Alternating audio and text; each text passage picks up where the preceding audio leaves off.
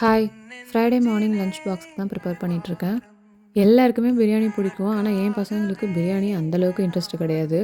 So புலாவ்னு சொல்லிக் குடுத்தா என்ன வேணா சாப்பிடுவாங்க. இன்னைக்கு ஒயிட் புலாவ் தான் பண்ணிட்டுருக்கேன். வெங்காயம், இஞ்சி பூண்டு பேஸ்ட்லாம் வதக்கிட்டு, காரத்துக்கு பச்சை மிளகாய் மட்டும் தான் ஆட் பண்றேன். தயிர் ஆட் பண்ணிக்கிறேன். தக்காளி ஆட் பண்ணல.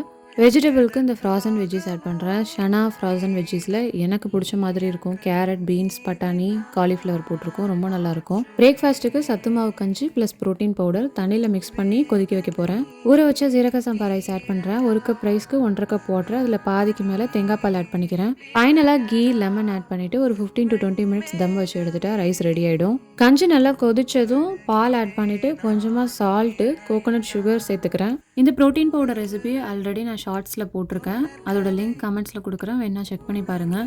சைட் டிஷ்க்கு பீட்ரூட் முறுக்கு, 7 சண்டே கிரானோலா சத்து மாவு கஞ்சியில் போட்டு கொடுக்குறேன். ஸ்நாக்ஸுக்கு பப்பாயா, ஆப்பிள்.